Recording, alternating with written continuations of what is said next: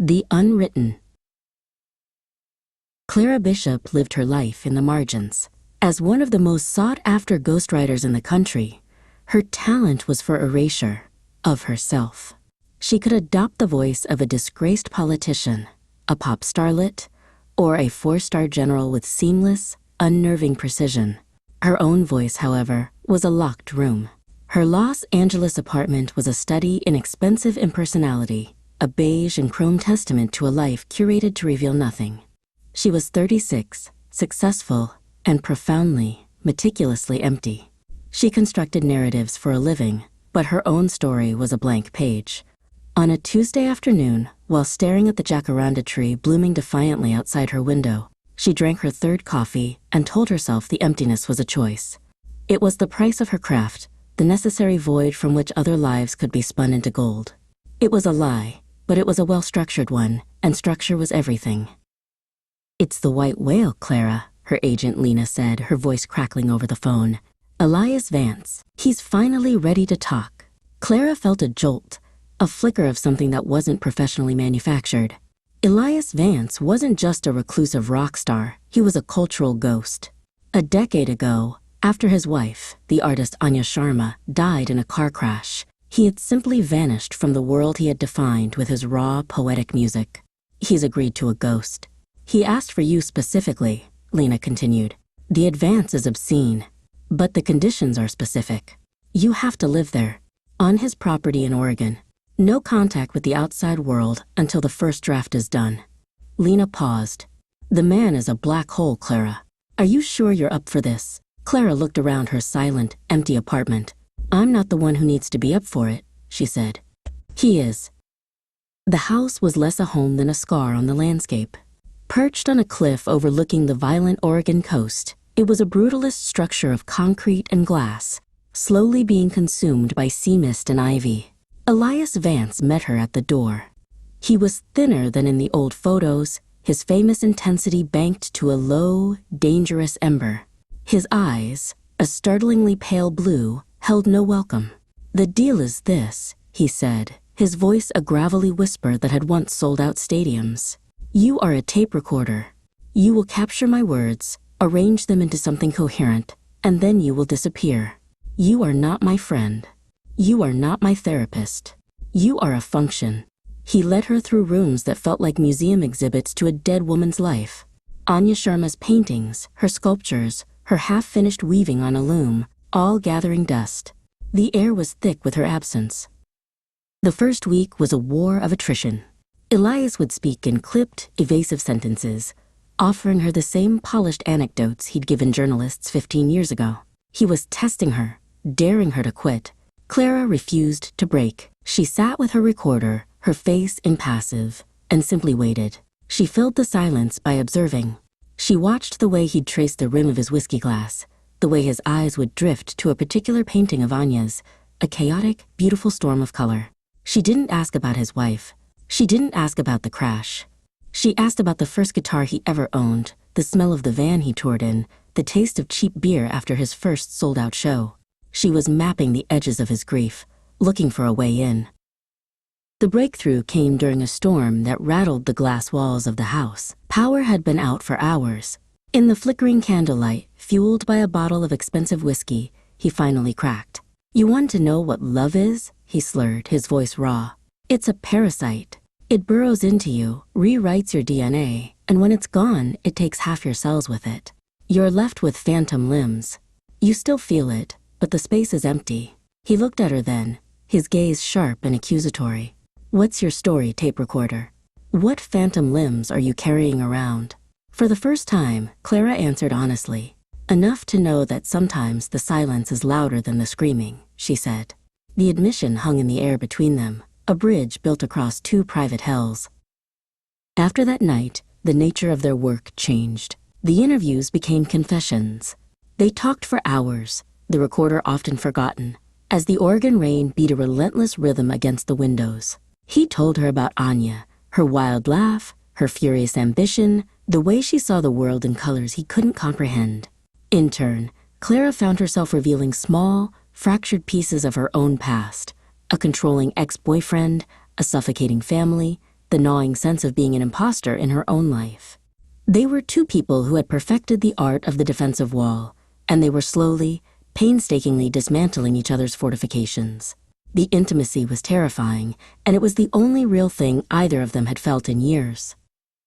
It happened on the sofa in front of the fireplace, after a day of such emotional excavation that they were both left raw and exhausted.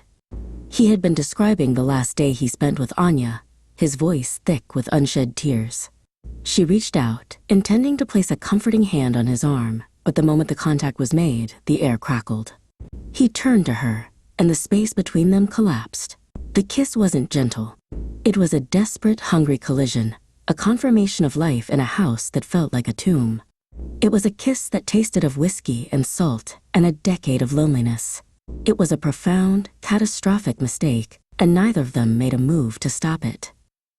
Their affair was a secret language spoken in the dark. Their bodies became a text that superseded the one she was supposed to be writing. The sex was not a gentle escape. It was a fierce, exploratory act of reclamation. For Clara, whose life was one of intellect and control, it was a profound release to be purely in her body, to feel the rough texture of his sheets, the scrape of his stubble, the simple, grounding weight of him above her. For Elias, it was the first time a woman's touch hadn't felt like a betrayal to his wife's memory.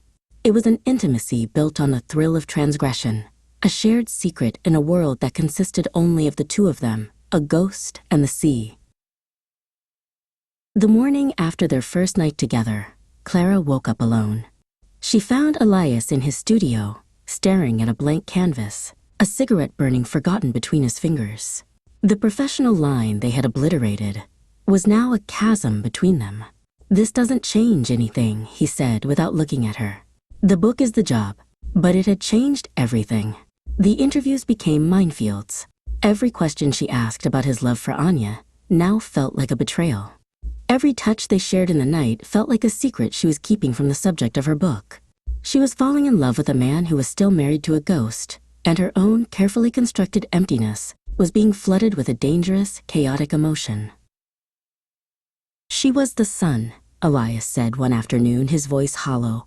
"I was just a planet caught in her orbit. Everything I wrote, everything I was, it was all just a reflection of her light." He was showing Clara old photographs, and his devotion was a tangible force in the room. As he spoke of Anya's all-consuming passion and her fierce, possessive love, a cold dread began to creep up Clara's spine. His words were echoes of a voice from her own past, a voice that had told her he loved her so much he couldn't bear to let her out of his sight, that his jealousy was just a measure of his passion. She felt a panic attack rising, the walls of the beautiful house suddenly closing in. She locked herself in the bathroom, pressing her forehead against the cold mirror, trying to breathe. The man she had fled 5 years ago, the man whose name she never spoke, was suddenly in the room with her. His words, disguised as love, had been the bars of her cage. She had thought her emptiness was a professional asset, a clean slate. She realized now it was a wound. She had ghostwritten her own life, creating a narrative of a cool, detached professional to hide the terrified woman who had escaped an abusive relationship and never looked back. Elias's epic love story was triggering her own buried horror story, and she didn't know how to separate the two. She called Lena, her one lifeline, standing on a cliff where the wind nearly ripped the phone from her hand. "I can't do this," she gasped. "You need to get me out of here." Lena's voice was sharp with concern. "What's wrong? Is it him? Did he do something?" Clara couldn't explain. How could she say that the man's profound grief was unearthing her own trauma? That his love story sounded too much like her nightmare? "You're too close, Clara," Lena warned. "Remember the job. You're the ghost. You're not supposed to be the one who gets haunted."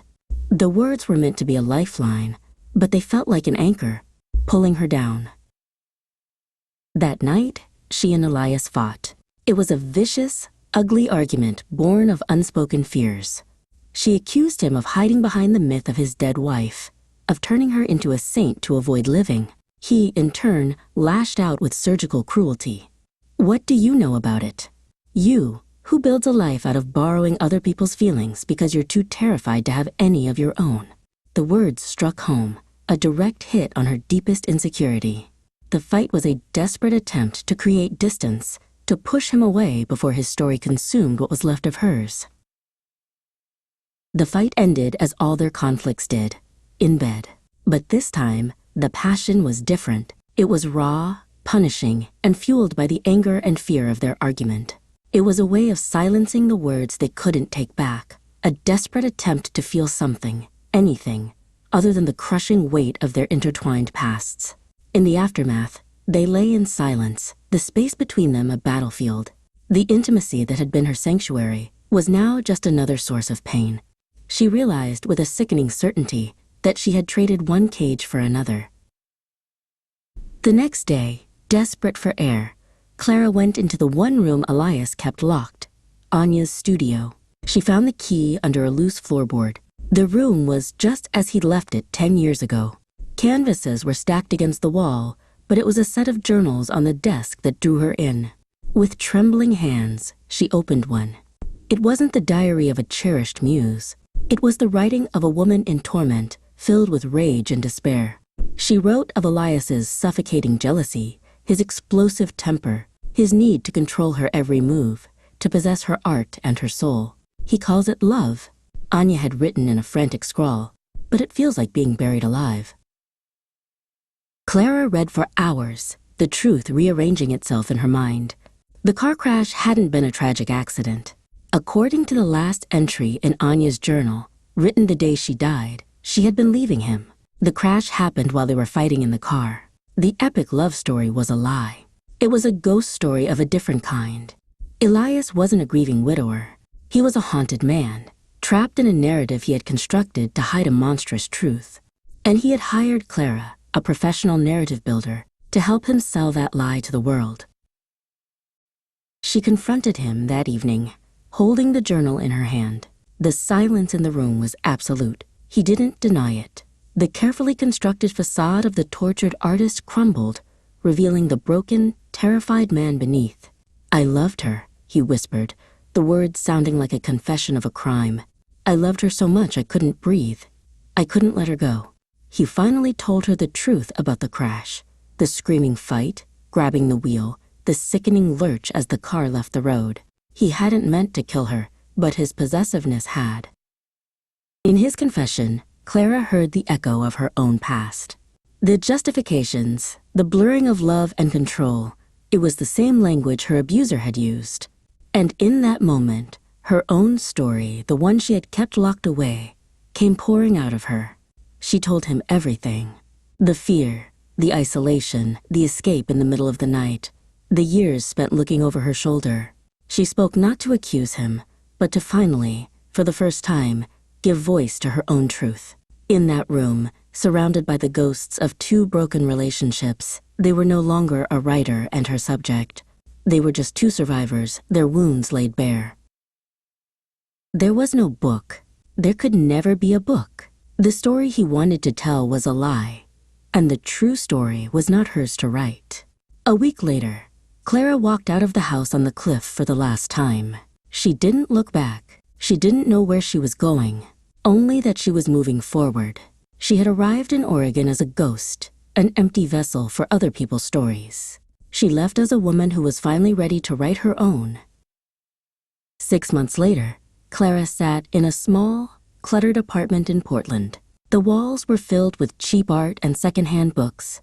It was all hers. She was working part-time in a bookstore, and in the evenings, she wrote, not for a client, not for an advance, but for herself. She was writing a novel. It was messy and honest and terrifying. It was her own voice, hesitant and shaky at first, but growing stronger with every page. She was broke, anonymous, and struggling. She was happier than she had ever been.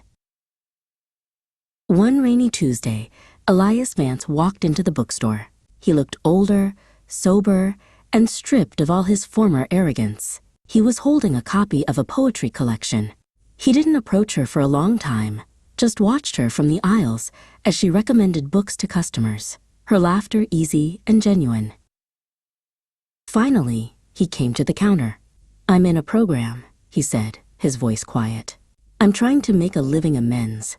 I can't undo what I did, But I can stop lying about it. He told her he had confessed the truth about the accident to Anya's family and to the police. The legal consequences were pending. He wasn't asking for her forgiveness. He was simply reporting the facts. I read that you were writing a novel, he said, gesturing to a literary magazine on the counter that had a small notice about her. That's good. You have a story worth telling. He placed a small, wrapped object on the counter. This was hers, Anya's. I think she would have wanted someone who understands to have it. He turned and walked out of the store without another word. Clara unwrapped the gift. It was a beautiful, antique fountain pen. It felt heavy and real in her hand. It was a tool for telling the truth. She thought about the two stories that had collided on that cliff, his lie and her silence. Both were prisons. She looked down at the pen, then at the blank page of the notebook she kept by the register. She didn't know if her novel would ever be published. She didn't know if she would ever fall in love again. She didn't know what the next chapter of her life would hold. But as she picked up the pen and felt its perfect, solid weight, she knew, with a certainty that filled all the empty spaces inside her, that she would be the one to write it. The silence was gone. In its place, there was only the quiet, limitless possibility of the unwritten page.